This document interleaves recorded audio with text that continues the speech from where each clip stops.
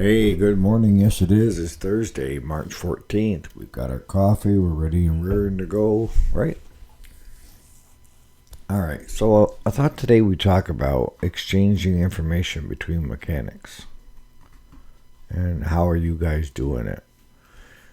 And also, I try to get feedback from you guys on the channel because I'm not seeing a lot of views. Actually, it's kind of hit or miss. So I don't know whether the stuff that I'm talking about is not interesting to you, or how could I better the channel would be the end result. All right, so stay tuned.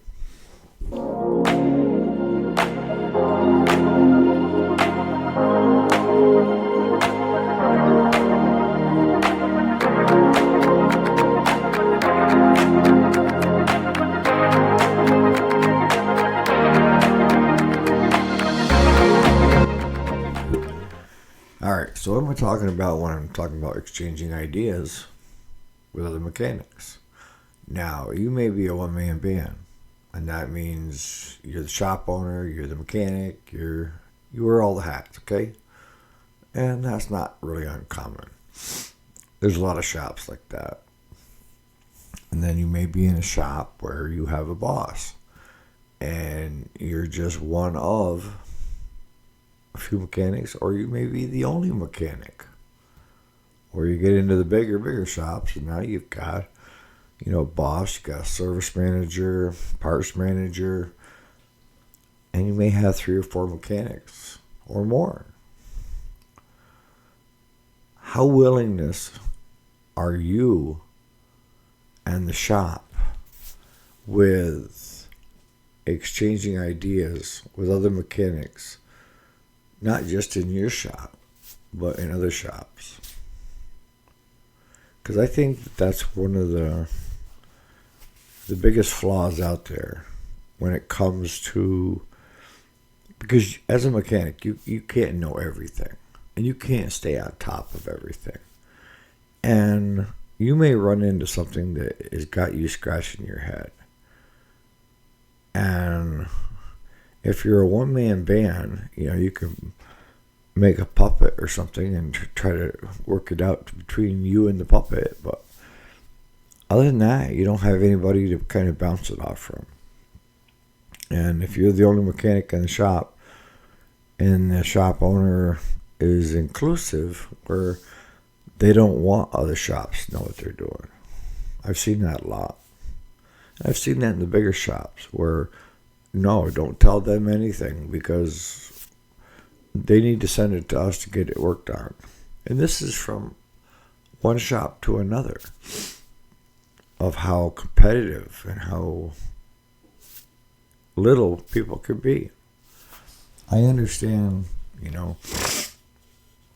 the dynamics in a shop. The idea is a service manager, if you're in the bigger shops, you're trying to get as many units in and out as possible, right?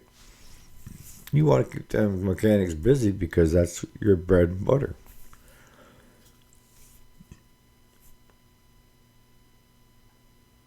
But it still comes down to what's better for the mechanics. See, now in my shop, I've always had an open door policy. It's one of the first things that I did when I first opened the shop. If you watch my videos, I went out and I became friends with the other shop owners. And I wanted to let them know that I wasn't out to take their business or nothing like that. And that if they need anything, holler. Because I'll be honest with you, within the first year, we were carrying more inventory than the other 3 shops close by combined. And it worked out for both of us. Because I went to them and I said, look, if I have it in stock, holler. And you can get your stuff fixed same day. I can either send somebody over with the parts, or you can send somebody over to get the parts. Easy peasy. But for many, they feel like they're in a competition with the other three shops, right? You don't want them to take your work and this and that. But why I'm asking about the mechanical aspect of the mechanics is because we do, as shops, run into situations of where we run into something that we don't know what the heck is going on. We can't figure it out. We've tried this, we've tried that. And I want that communication open between the other shops. The first thing I asked Claude when he come to me with it last week, did you ask Barry? Did you ask, went down the line? No. Why didn't you? Well, I thought I could figure it out. Well, sometimes if you're brainstorming, it's better to brainstorm with another mechanic. And in the bigger shops where they're seeing a bigger volume, a lot of times they'll see it more often than maybe you in your shop if you're a one-man band or you're a single mechanic or even two mechanics. But the situation that I'm talking about is, in this case, it was on a farm tractor and it came in not running. We got it running good, but the battery was a 6-volt positive ground. They had it hooked up wrong, and she was going to need to replace the battery, and the generator was shot. So I talked with her, and I convinced her the cheapest way out is to put a 1-wire Delco alternator on that unit. Put a 12-volt battery in. Change the coil from a 6 to a 12, internal resistant coil. Be done. And I showed her the numbers, and she agreed that, because I told her, I said, you're going to see a big difference in starting, because the 6-volt is kind of, and the 12 is pretty snappy. So we went around and around with this for 2 weeks, trying to figure out what the problem was. And Claude had that distributor cap off, plugs out, top dead center. He went through this over and over and over again. Carburetor was taken off 4 or 5 times. But I knew we got it running good on the 6-volt. It was something that we did on the 12 that's screwing us. And the first thing I told Claude was, you need to unhook all the wiring. But first we decided we'd reach out and talk with the other mechanics, brainstorm a little bit. And they all come back with they had not seen anything like that. They would have done everything that Claude did and probably had the same results. But there's a lot of things in the shop that are resolved because one of the other mechanics have seen it before from a different shop. And they're exchanging information, helping each other.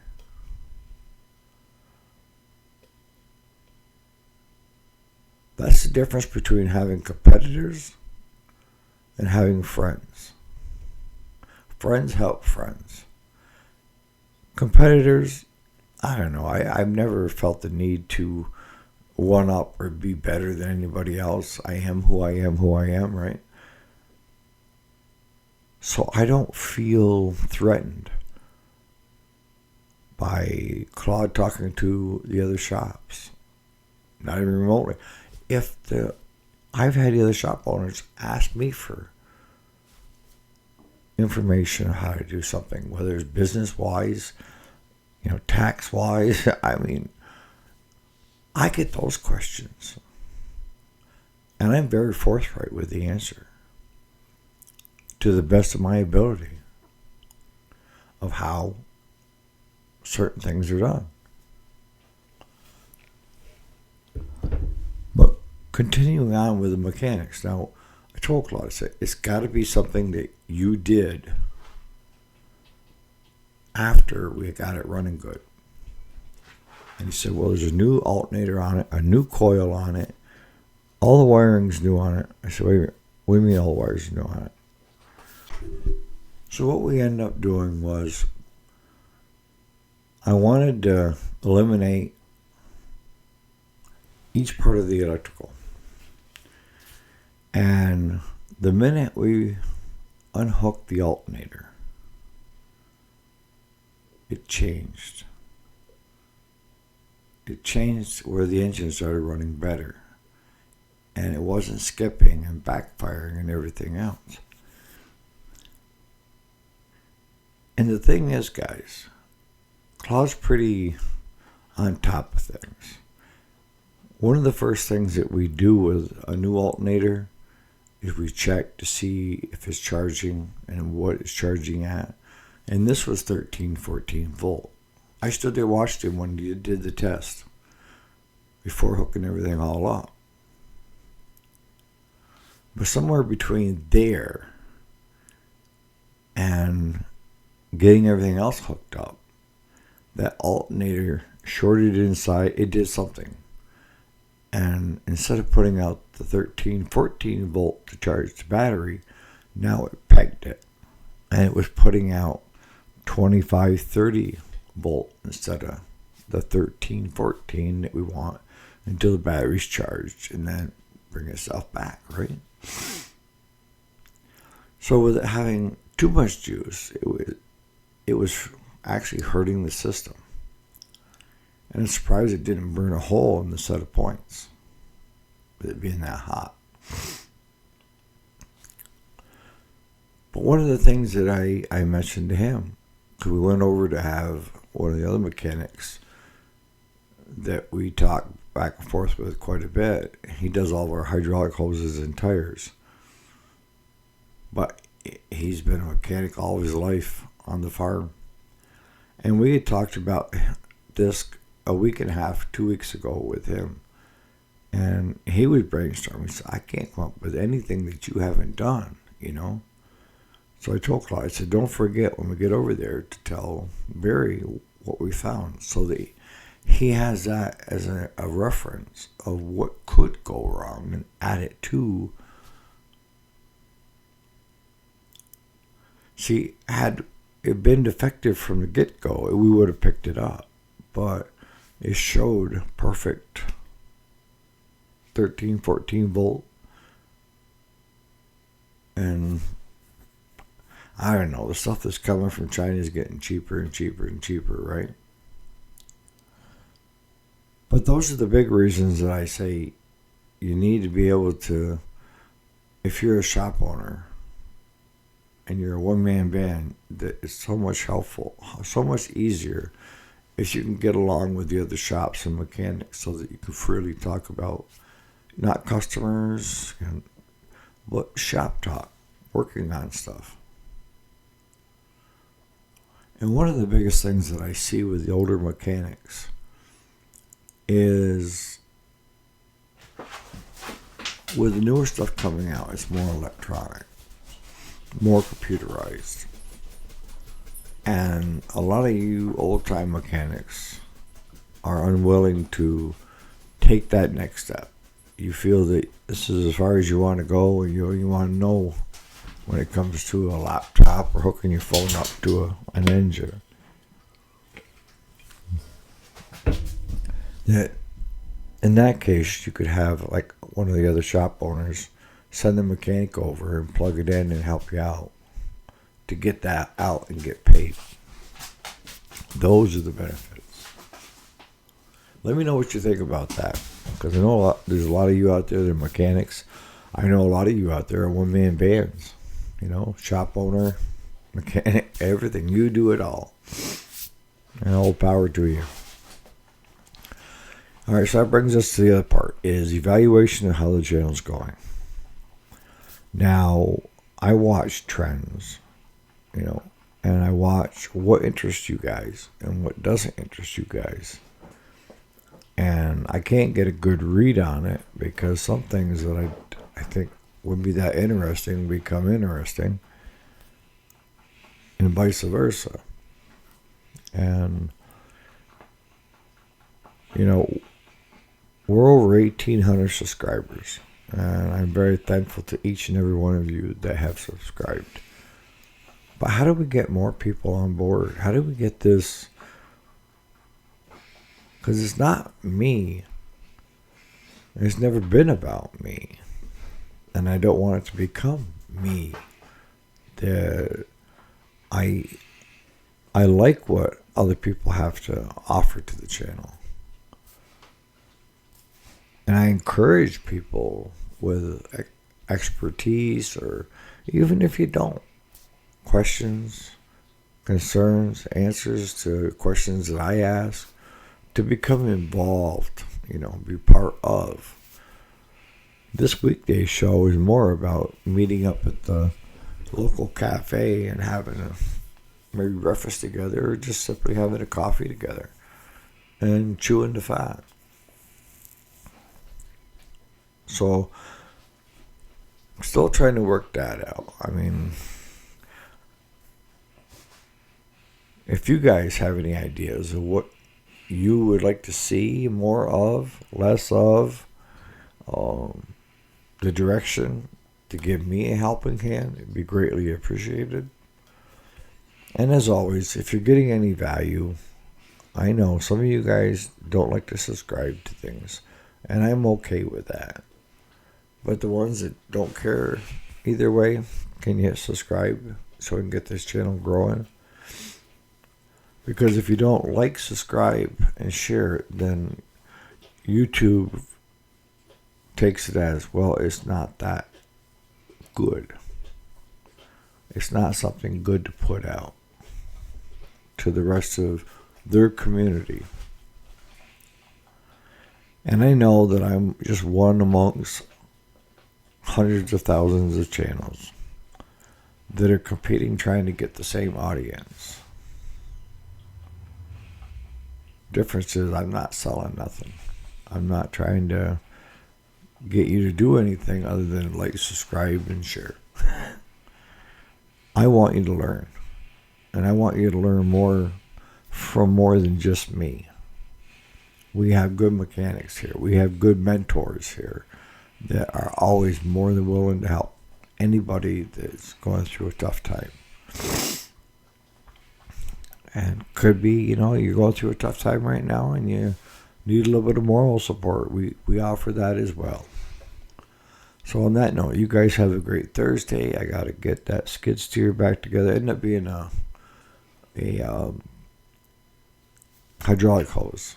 Had a pinhole leak in it. And you didn't see it until you put pressure on it. So we got that replaced yesterday. And that goes back today. Got a Ferris coming in. Got to get my side-by-side and ATV back up to the farm. Tomorrow we're loading cattle for a neighbor that I think headed for the Finger Lakes. Who knows? But on that note, be happy and enjoy the day. Spring is here.